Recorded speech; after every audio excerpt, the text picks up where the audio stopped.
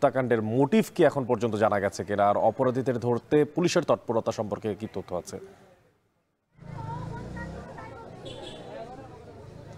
অনেক গতকাল রাতে কুমিল্লা নগরের কালিয়াজুরির একটি বাসায় কুমিল্লা বিশ্ববিদ্যালয়ের একজন শিক্ষার্থী সুমাইয়া আফরিন রিন্তি ও তার মায়ের লাশ উদ্ধার করে পুলিশ। এবং সকাল থেকেই কিন্তু আমরা এই খোঁজখবর রাখছিলাম যে গতকাল যে বাড়িটিতে তারা খুন হয়েছেন সেই বাড়িটিতে একটি মাত্র আবাসিক বাসা ছিল যেটিতে তারা বসবাস করতেন, এবং পুরো বিল্ডিংয়ে নিচে একটি স্কুল ছিল এবং উপরে আর কোনো বাসায় কোনো মানুষ থাকতেন না।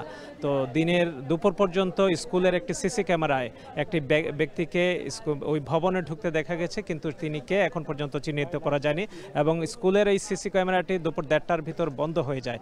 তো এই যে একটি চাঞ্চল্যকর ঘটনার জন্ম দিয়েছে, এবং যার কারণে কুমিল্লা বিশ্ববিদ্যালয়ের শিক্ষার্থী নিহতের প্রতিবাদে শিক্ষার্থীরা কিন্তু সকাল থেকে বিক্ষোভ করছে।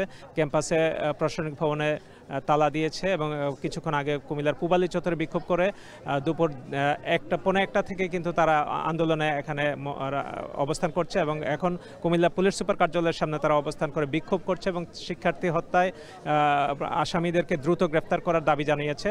ঘটনাস্থল পরিদর্শন করেছেন কুমিল্লা বিশ্ববিদ্যালয়ের উপাচার্য, তিনিও কিন্তু এই ঘটনায় উদ্বেগ প্রকাশ করেন এবং যারা ঘটনায় জড়িত দ্রুত তাদেরকে শাস্তির আওতায় আনার জন্য দাবি জানান।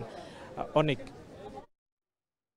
কুমিল্লা বিশ্ববিদ্যালয়ের এক ছাত্র এবং তার মাকে হত্যার ঘটনাকে কেন্দ্র করে কুমিল্লাতে সেখানে আন্দোলন করছে কুমিল্লা বিশ্ববিদ্যালয়ের শিক্ষার্থীরা। সে বিষয়ে সবশেষ খোঁজ খবর রাখছিলেন খালেদ সাইফুল্লাহ।